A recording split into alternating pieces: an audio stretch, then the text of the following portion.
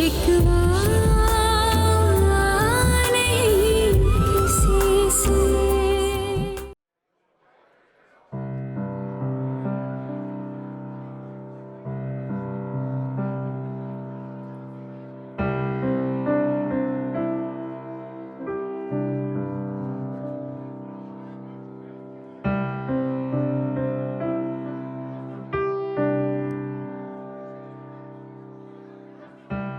ये बताओ, आर्टिस्ट इस पेंटिंग में क्या कह रहा है? ऐसा लग रहा है जैसे पान खाकर ना खड़ा खड़ा सो गया। ये क्या फजूल बात है? अच्छा, फिर तुम ही बता दो। मुझे पेंटिंग में बिल्कुल इंटरेस्ट नहीं है। अब पिछली पेंटिंग देखकर ऐसा लग रहा था जैसे आलूओं का ढेर रखा हुआ। आलू? मुझे तो लगा जैसे बहुत से गंजे मिलकर नाच रहे हैं। आहिस्ता बोलो, अभी किसी ने सुन लिया ना तो हम दोनों को आर्ट गैलरी से बाहर फेंक देंगे। वैसे हम यहाँ आए क्यों हैं? क्या मतलब क्यों आए? फराज भाई के लिए एक अच्छी सी पेंटिंग खरीदना है। और क्यों आएंगे? देखो, उनके ऊपर ना तुम्हारा इंप्रेशन बहुत शायराना और रोमांटिक होना चाहिए। तुम्हें पता है ना, ये लड़कों को ये सब चीजें पसंद आती हैं कि उनकी होने वाली वाइफ बहुत लाइवली और फन लविंग हो। फिर तो पेंटिंग खरीदने की बिल्कुल जरूरत नहीं है। मुझे उन्हें इस तरह इम्प्रेस नहीं करना। जरूरत है ना यार।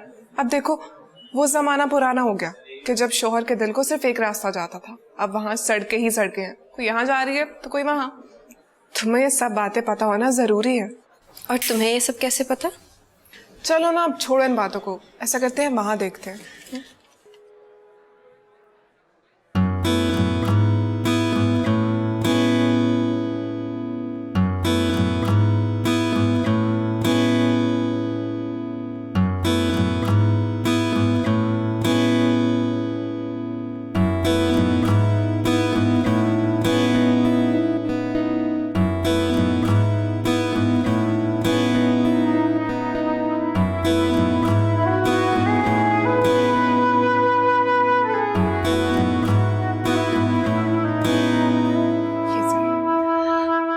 नवाज, आई थिंक यही वाली लेनी चाहिए।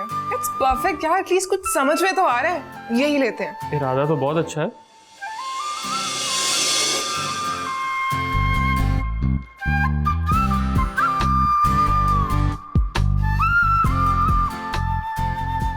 लेकिन हाथ छोड़ दें, लोग ऑकवर्ड हो रहे हैं।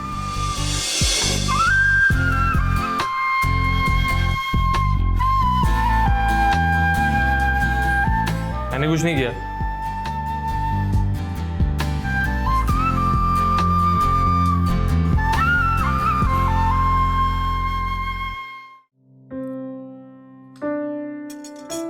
अरे आप ये कबाब ट्राई करें ना, नवाज ने बनाया है। क्यों?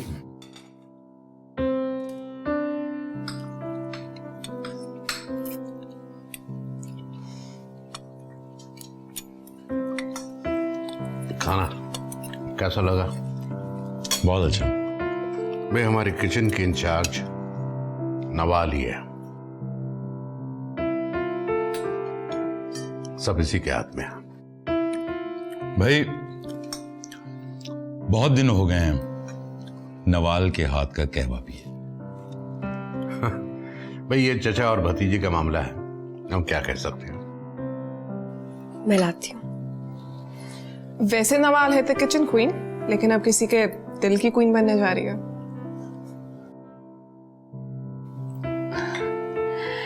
वैसे माशाल्लाह मेरी बहू के हाथ में बहुत जायका है। हम लोगों ने ज्यादा नहीं खा लिया।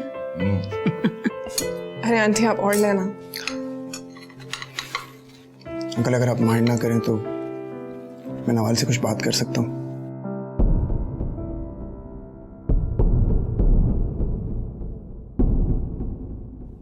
नवाल से?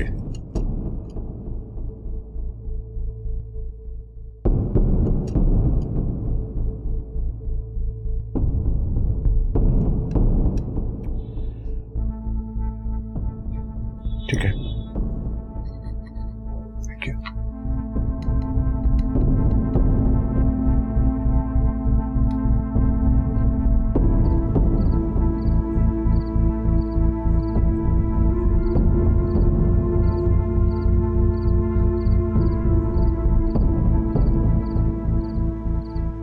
जब मेरी तुम्हारे साथ मंगनी होती तो मैं बहुत खुश था। वक्त बदल जाता है, हालात बदल जाते हैं, चीजें वैसी नहीं रहती। देखो, अब जो मैं कहने चाह रहा हूँ उसे प्लीज जरा गौर से सुनना और समझने की कोशिश करना। तुम्हारी मदद के बगैर ये नामुमकिन है। मैं जानती हूँ आप अभी शादी नहीं करना चाहते,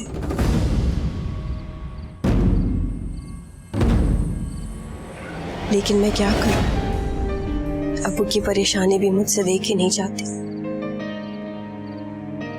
आई एम श्योर आपके इनकार के पीछे कुछ रीजंस होंगे, लेकिन ट्रस्ट मी, मैं आपको तंग नहीं करूंगी, कभी शिकायत का कोई मौका नहीं दूंगी। सब कहते हैं नवाल में बहुत सब्र है, आपको मेरी वजह से कभी कोई परेशानी नहीं होगी। मुबारक हो, लगे हाथों घर वालों ने शादी की डेट भी फिक्स कर दी है। मगर अगर मगर कुछ नहीं, आप ये मुंह मीठा करें, मुंह मीठा करें।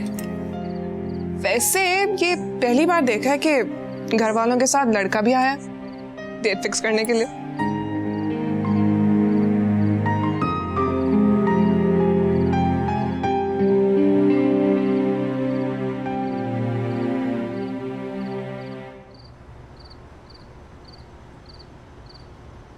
नवाल, बात तो सुनो, सच सच बताओ, तुम्हारी फराज भाई से क्या बात हुई है? कुछ खास नहीं, बस वो वहाँ सेटल होना चाहते हैं, कुछ टाइम मांग रहे हैं और मैंने उन्हें तसल्ली दे दी। तुमने तसल्ली दे दी।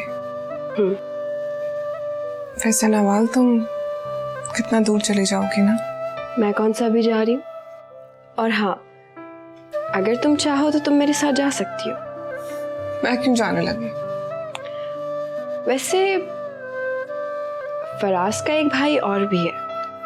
तुम अपना देवर अपने पास संभाल कर रखो। देख लो, अच्छा मौका है, और अच्छे मौके रोज रोज नहीं मिलते।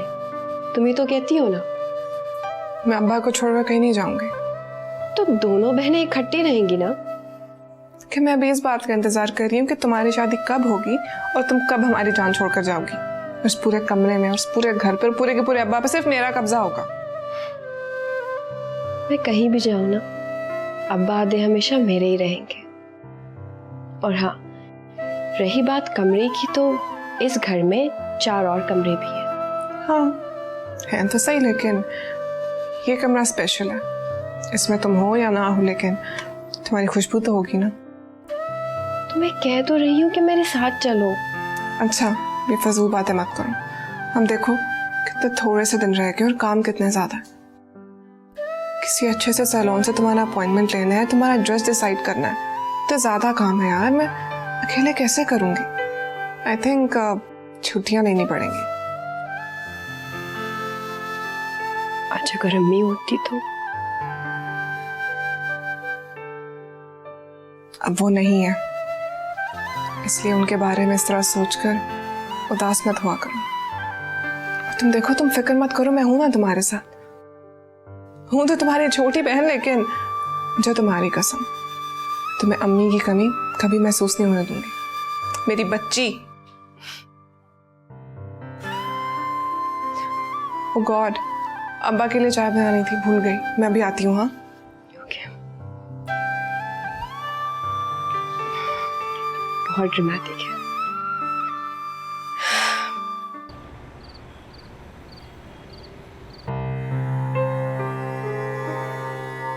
मैं आपको तंग नहीं करूंगी, कभी शिकायत का कोई मौका नहीं दूंगी।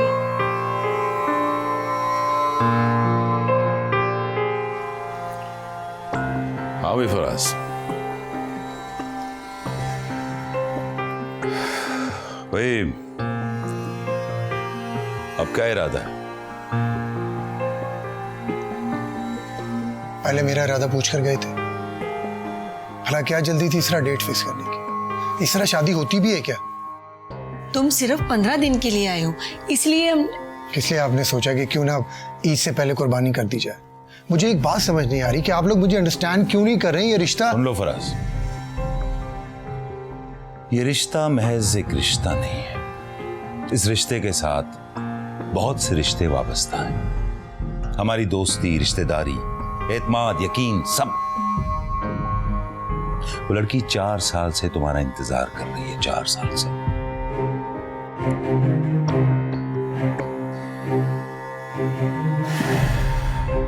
अब ये तुम पर है, चाहे हमारा लाज रख लो या फिर ये सब रिश्ते हमसे छीन लो। इस तरह से क्यों खफा हो रहे हैं मेरे बेटे पर? देखो तुम ऐसा करो, उससे निकाह कर लो, फिर जब तुम्हारा दिल चाहे तुम उसे बुला लेना। इस तरह बेटा लोगों के मुंह बंद हो जाएंगे। नवाल बिन माँ की बच्ची है, हमें लोगों की बातें सुननी पड़ रही हैं।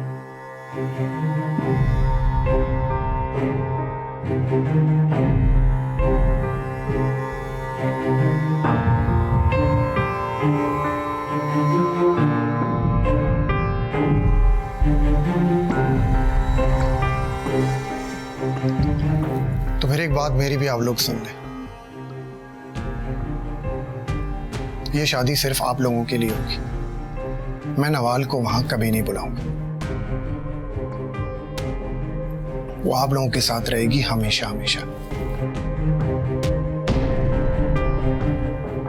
अगर ये शर्त आप लोगों को मंजूर है तो मैं निकाह के लिए तैयार हूं।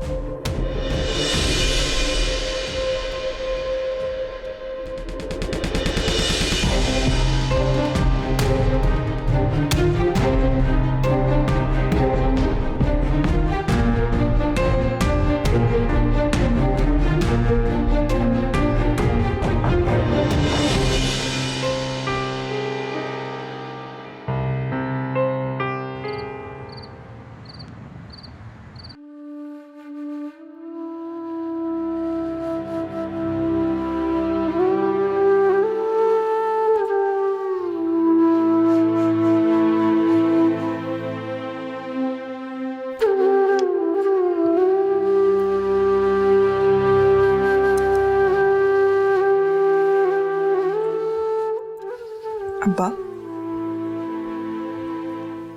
आपकी चाय।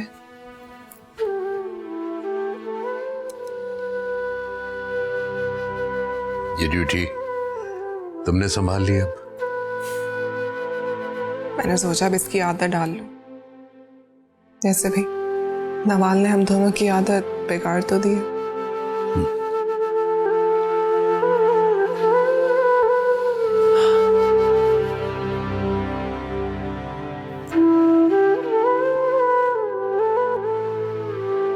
अब्बा, आप अम्मी को याद कर रहे थे ना?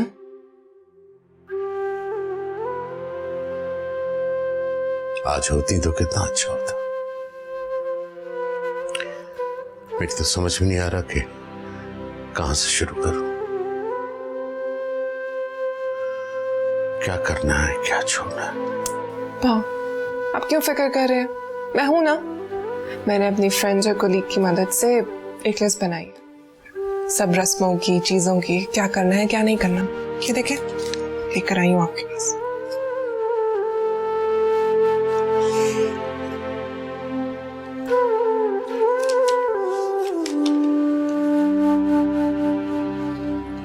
ये सब करना है? जरूरी नहीं है, हम इसको पढ़ लेंगे एक बार, जो हमें पसंद आएगा वो हम करेंगे और जो नहीं आएगा वो छोड़ देंगे।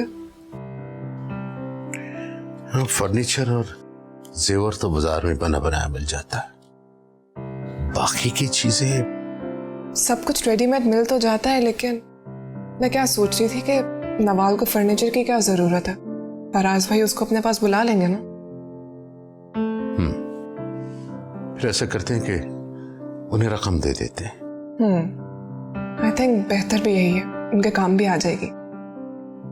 इसके अलावा वो समध्यानी को जो तोहफे वगैरह दिए जाते हैं, इसमें सब लिखा है, आप एक दफा देखें, आपको बता रही हूँ ना, देखें।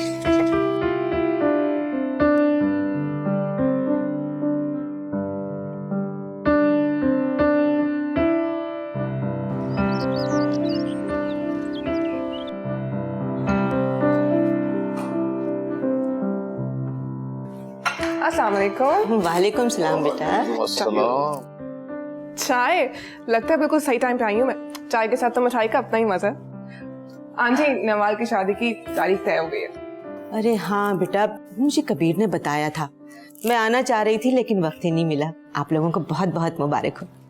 Thank you aunty, thank you so much. वो मैंने नवाज से कहा था कि मेरे साथ चले, लेकिन कहने लगी क्या वो अपनी शादी की मिठाई बांधते हुए अच्छी लगेगी। अरे बेटा, कोई भी काम हो ना बिल्कुल मुझे बता देना। जरूर आंटी, सारे काम आप ही ने तो करने हैं। इंशाल्लाह। अरे बेटा बैठो ना, तुम खड़ी क्यों हो? नहीं अंकल, मैं चलती हूँ, घर में बहुत से काम पड़े हैं। अच्छा बेटा, शाम को मैं आऊंगी।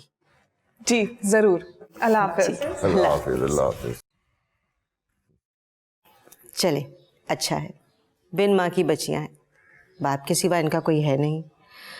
अच्छे वक्त पर अपने घर की हो जाएंगी। नेक और सादतमंद औलाद नेमत होती है समीना बेगम। कभी कभी ख्याल आता है कि अल्लाह बेटे की बजाय निमरा जैसी एक बेटी ही दे देता। अरे कैसी नाशुक्रों वाली बातें कर रहे हैं आप। लोग तो दुआएं मांगते हैं कि उनके यहाँ बेटा हो। वो बेटे तुम्हारे बेटे जैसे नहीं होते। सारे ही बच्चे इस उम्र में ऐसे ही होते हैं। अब उसका पढ़ाई में दिल नहीं लगता तो हम क्या करें। बस बेटे के करतूतों पर पर्दा डालती रहा करो। अरे पढ़ाई में दिल नहीं लगता तो मेरे साथ आके कारोबार में ही हाथ बटा दे। अच्छा अच्छा ठीक है, मैं कह दूंगी उससे। तुमने कह दिया और उसने सुन लिया। क्या बताऊं आमना बीबी, बेटे और बहू ने डॉक्टर साहब का वो हाल किया कि हमारे गुस्से के वो घर छोड़ के ईदियों में जाके बैठे। अस्तगफिरुल्लाह। मैं तो जमाने की हवा देख के काम चाहता हूँ। हैरत है। अरे भाई, बहू पर आई थी, बेटा तो अपना था, उसे भी शर्म गैरत नहीं आई। पसंद की शादी थी, ऐसी शादियों में यही होता। बेटे को बीवी के सिवा कुछ नजर नहीं आता, उसी के कानों से सुनता है, उसी के आंखों से देखता है। ऐसी बातें सुनकर हकीम साहब मेरा दिल तो बुझ सा जाता है। मेरी माने आमना बीबी, फैसल में की शादी की फिक्र करें। अपनी पसंद से सीधे साधे घर में अच्छी सी लड़की ढूंढ के उसकी शादी कर दे। कहीं ऐसा ना हो कि नहीं हकीम साहब, मेरी औलाद बड़ी सादतमंद है और मेरी मर्जी के बगैर कभी कोई फैसला नहीं करेंगे। मुझे यकीन है, मगर ये आज के दौर के लड़के हैं, लड़कियों के साथ दफ्तरों में काम करते हैं और दफ्तरों में हर वक्त का मिलना जुलना। आपको पता है कि आजकल की लड़कियां कितनी बेबाक होती। आप मेरा मतलब समझ रही हैं ना? जी,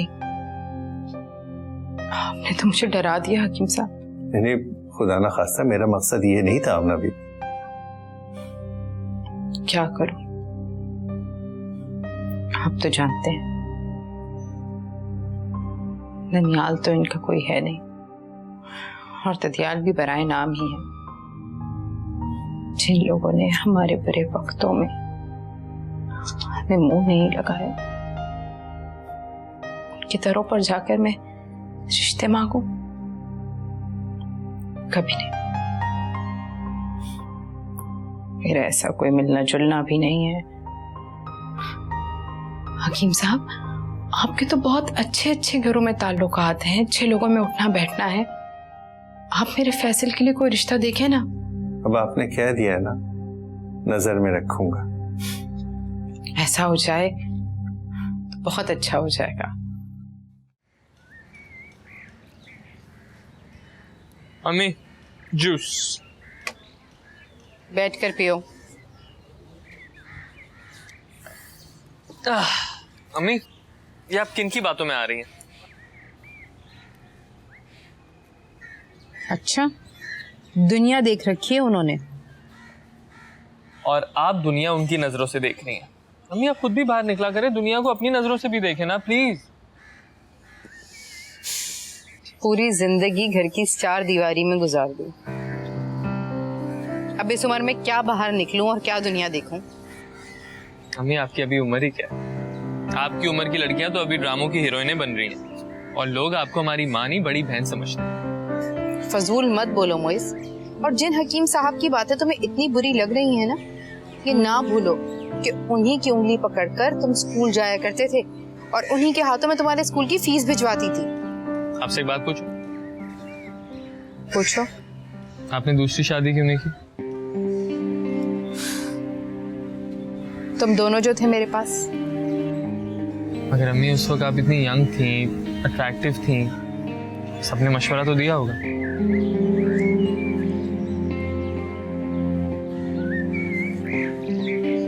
बहुत मशवरा दिया था। बाप तो मर चुका था, माँ को कैसे मार देती। मैंने तुम दोनों को इस मुकाम पर पहुंचाने के लिए कांटों पर सफर किया है, बहुत कुर्बानियां दी हैं तुम दोनों के लिए। ये ना हो कि बीवियां आने के बाद माँ को भूल ही जाओ। और अब हकीम साहब बोलने लगे। मजाक मत उड़ाओ, सीधी तरह बताओ, कहीं कोई पसंद तो नहीं कर रखी? मेरी तो गारंटी है, भाई का कुछ नहीं कह सकते। उसका मुझे पता है, बहुत संजीदा है वो लड़का, कभी ऐसी हरकतें नहीं कर सकता। असल खतरा मुझे तुम्हारी तरफ से रहता है।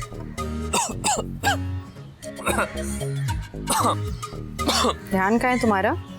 अच्छी तरह घूंट घूंट करके पियो। मैं ठीक हूँ, मैं ठीक हूँ।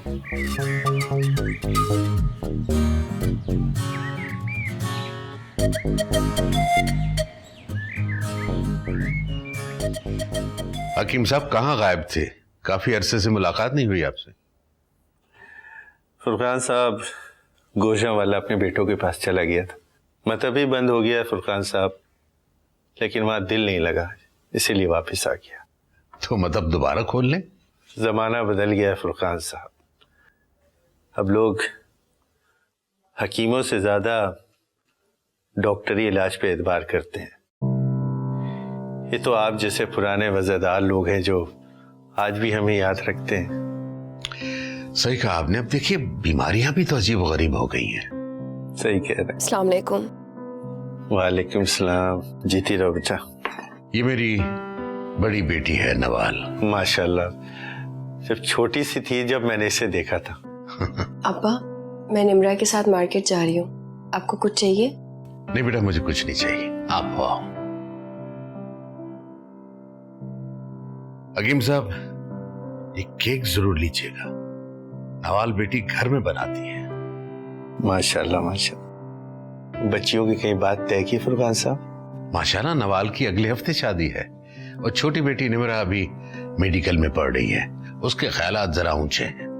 अच्छा अच्छा, अल्लाह नसीब अच्छे करे फुरकान साहब। आमीन आमीन। लीजिए चाय लीजिए। जी। फैसल ऐसा कब तक चलेगा? कि तुम्हें मुझसे मिलना अच्छा नहीं लगता क्या? मैं तो सारी जिंदगी तुम्हारे साथ रहना चाहती हूँ। क्या हुआ?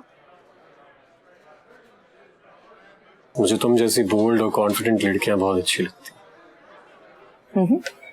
सोच लो, ऐसी लड़कियां हर बात पर जी हजूरी नहीं करती।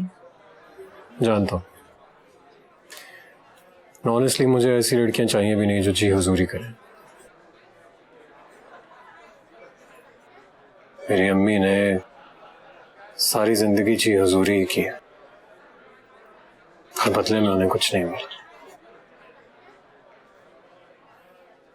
जरूरी है हमारी हर मुलाकात में मामी का जिक्र हो? तुम्हें बुरा लगता है क्या? No, I feel guilty. हालांकि माजी में जो कुछ हुआ उसमें मेरा कोई कसूर नहीं, फिर भी तुम हर बार मुझे ही। Really sorry यार, I'm sorry। मैं जानबूझ के उनका जिक्र नहीं कर रहा था, तो बस वैसे ही मेरी हर बात में तुम्हें पता है उनका नाम होता है। एनीवे, तो मामी से बात कब करोगे? मौका मिलते ही कर लूंगा। थोड़ा जल्दी करो तो बेहतर। तुम जानते हो कि मामा मेरी शादी के बाद पापा के पास शिफ्ट होना चाहती है। मेरे बहुत सारे प्रपोजल्स आ रहे हैं और मुझे किसी एक को फाइनल करना है। और तुम्हें ये भी पता है कि मामा हमारे रिश्ते पर खुश नहीं है, सिर्फ मेरी वजह से वो खामोश हो जाती हैं। देखो सोनिया, मैं अम्मी से बात कर लूंगा, लेकिन तुम्हारे घर लेके आना भी तो एक मुश्किल मरहला है ना। जरा मुश्किल नहीं है, मामी जैसी औरतों को मनाना बहुत आसान होता है, बस थोड़ी सी इमोशनल ब्लैकमेलिंग की काफी होती है। बाय द वे, तुम्हें पता है पापा कह रहे थे कि वो हमारी शादी पर हमें एक ब्रांड न्यू कार गिफ्ट करेंगे, लेकिन मुझे नहीं, अपने दामाद को। गुड, अच्छी बात है। चले? थोड़ी देर बैठो ना प्लीज। Thank you.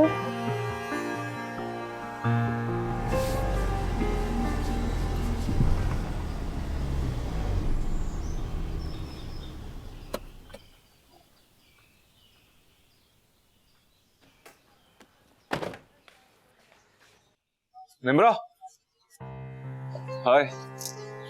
हाय, कैसे हो? और आज यहाँ का रास्ता कैसे भूले? वो एक्चुअली डैड, उन्होंने कहा था कि मैं तुम लोगों से पता कर लूं कि किसी मदद की जरूरत तो नहीं। Really? तुम अंकल की बात कब से सुनने लगे हो? एक्चुअली काम था उनसे। शर्म करो जासिफ, अपने बाप को एटीएम की तरह यूज करते हो। तुम जब भी मुझसे मिलती हो तुम्हें मुझे देख के नसीहतें क्यों याद आने लगती हैं? बातों से ही लगता है कि तुम किसी प्रोफेसर की बेटी हो। तुम्हें ना हर अच्छी बात बुरी लगती है, बचपन से ही ऐसे हो। तुम्हें मेरी कुछ ज्यादा फिक्र नहीं होने लगी? What? नहीं, I mean, अगर तुम्हारे दिल में मेरे लिए कुछ है तो मुझे बता दो। मेरा पिछले हफ्ते ही मेरी गर्लफ्रेंड से ब्रेकअप हो गया। तुम जैसा ना चीप और लूजर इंसान मैंने अपनी पूरी जिंदगी में नहीं देखा। ओ प्लीज, इतना शरीफ बनने की कोशिश मत करो। अरे रुको तो, बात सुनो मेरी। अब इसमें शर्म की क्या बात है? क्या कॉलेज और यूनिवर्सिटी में लड़के और लड़कियां एक दूसरे के दोस्त नहीं होते? क्या मैं नहीं जानता? उस दोस्ती को इतना गलत मायने सिर्फ तुम जैसे लेवल का इंसान ही दे सकता है। देखो मेरी बात सुन, ज्यादा शरीफ बनने की जरूरत नहीं।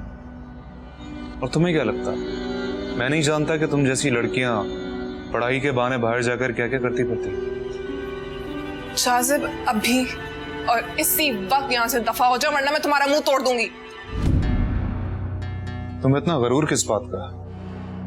मेरे पास गरूर और फख्र करने के लिए बहुत कुछ है जासिब कबीर, लेकिन तुम सोच के बताओ तुम्हारे पास क्या है फख्र करने के लिए, जिसके पास ना किरदार है और ना। निम्रा, इनफ। अब तुम मेरी इंसल्ट कर रही हो। अगर तुम थोड़ी देर और यहाँ पे खड़े रहे ना तो ट्रस्ट मी, मैं इससे ज्यादा इंसल्ट भी कर सकती हूँ। अब्दुल, जब ये चला जाए तो गेट बंद कर देना।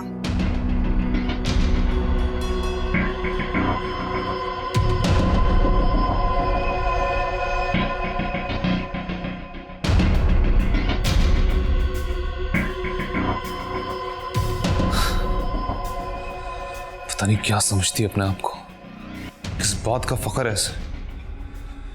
लड़की इसलिए लिहाज कर लिया वरना इसका मुंह तोड़ देता।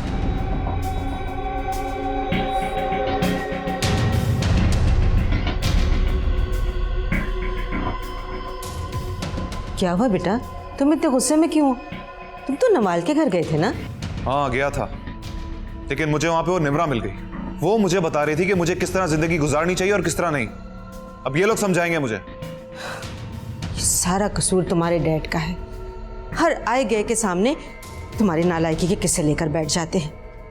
ठीक है, अगर बच्चा नालायक है इसका मतलब ये तो नहीं है कि वो प्लीज बस कर दे। देखो देखो बेटा, तुम अगर अपने अब्बा के साथ कारोबार में दिलचस्पी लेना शुरू कर दोगे तो उनको तुमसे इतनी शिकायतें तो नहीं होंगी ना? तो आप क्या चाहती हैं? मैं उनके साथ मंडी में बैठ के चिलगोजे और मूंगफलियां बेचूं? यही चलगोजे और मूंगफलियां बेचकर ये सारी आसाइशें खरीदी हैं, और तुम इस तरह जिक्र कर रहे हो जिस तरह किसी ठेले वाले का। अम्मी प्लीज, मेरा पहले ही बहुत दिमाग खराब हो रहा है, मजीद मत करें। बहस नहीं करना चाहता आपसे।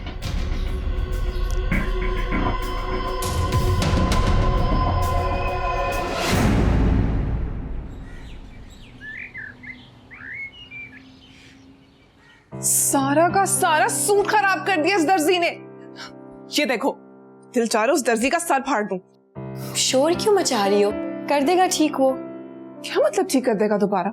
जब मैंने उसे एक बार समझाया है कि मुझे कैसा डिजाइन चाहिए तो उसने क्यों नहीं ध्यान दिया? देखो सारा कट खराब कर दिया। अच्छा माफ कर दो उसे, छोड़ दो उसकी जान। अब क्यों करो माफ? हर गलती माफ नहीं होती है, और तुम भी ना ये हर जगह हर किसी को माफ कर देने वाली पॉलिसी मत अप्लाई किया करो। ये इसको तो मैं डालूं बैग में, और इसका तो मैं सर फाड़ूंगी। फॉर्म का मेरा, छोड़ूंगी नहीं इसे।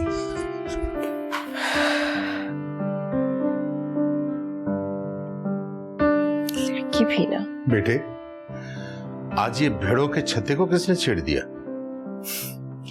दर्जी का सर फाड़ने गई है, वो भी कमी से ही छोड़कर। ना मैं कुछ भूलती हूँ और ना मैं किसी को छोड़ती हूँ। या अल्लाह, मुझे तो ये हर बार हैरानी कर देती है। अब देखो किस जिम्मेदारी के साथ सारे काम संभाले हुए हैं। निम्रा को अंडर एस्टिमेट नहीं करें अब्बा, जो काम अपने जिम्मे लेती है वो करके जान छोड़ती है। अब आपको कुछ चाहिए था? हाँ बेटा, वो मुझे टेलीफोन इंडेक्स निकाल दो जिसमें तमाम दोस्तों अजीजों के फोन नंबर हैं। अब कार्ड छपवाने बांटने का तो टाइम है नहीं, सोच रहा हूँ सबको फोन पे इनवाइट कर लूं। ठीक है, आप जाए, मैं ढूंढ के लाती हूँ। ठीक है।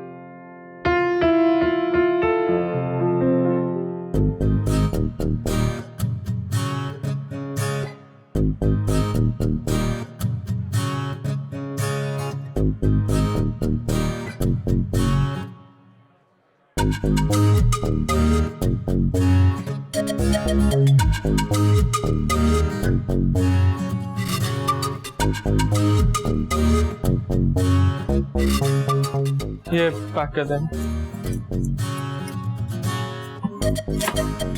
हेलो नवाज। अच्छा चलो ठीक है, ओके। हाँ ओके, टेक केयर, बाय।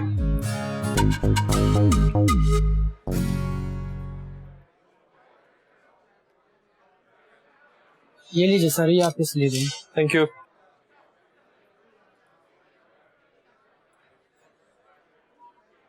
ये क्या है? ये सर आपका सामान। मैंने कोई लिपस्टिक नहीं खरीदी थी, मैंने तो कलोन खरीदा था। मतलब आप खुद सोचें कि एक्सक्यूज मी यार, मेरी बात सुने। आई थिंक कि मेरा सामान जो है ना किसी और के साथ एक्सचेंज हो गया है। मैं उस वक्त एक बहुत जरूरी कॉल आई थी, उस वक्त मेरे पास एक बहुत फजूल सा शख्स खड़ा था। आई थिंक ये चीजें उसी की होंगी। मैंने उसकी शक्ल नहीं देखी, पर आई थिंक आपने देखी होगी। प्लीज टेल मी, आपने उसकी शक्ल देखी है ना? वो फजूल शख्स नहीं। Thank you. आप देखने में तो काफी सेंसिबल लगते हैं, लेकिन बंदा अपना सामान उठाते हुए एक बार चेक तो कर लेता है ना। अब देखिए कितनी परेशानी हुई, मेरा टाइम अलग वेस्ट हुआ, आपका अलग वेस्ट हुआ, और यहाँ पे एक मिनट। आप शायद ये भूल रही हैं कि सामान लेकर इस शॉप से बाहर सबसे पहले आप गई थी। मैं तो यहाँ वेट कर रहा था कि आके मेरी कलोन गई कहाँ। अच्छा, अगर मर्द अपनी गलती मान ले तो उसकी शान में फर्क नहीं आ जाता। Excuse me.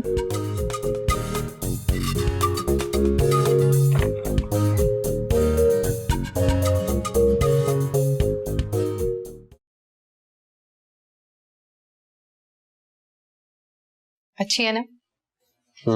मुझे भी सबसे अच्छी यही लगी। लेकिन आप ये तस्वीरें मुझे क्यों दिखा रही हैं? अरे पगले, शादी नहीं करनी क्या? शादी? क्या हो गया है आपको अम्मी? शादी इतनी जल्दी क्या है? तुम लोगों को कुछ अंदाजा भी है दोनों भाइयों को?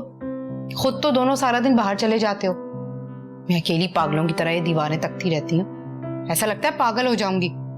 अरे भाई रहम करो मुझ पर। तुम लोगों को मेरी तन्हाई का कोई अंदाजा है? मुझे बिल्कुल एहसास है, अंदाजा भी है इस बात का कि आप क्या कह रही हैं, लेकिन थोड़ा वक्त तो दीजिए। कब करोगे तुम शादी? बूढ़ा होने के बाद? या कोई और लड़की पसंद कर रखी है?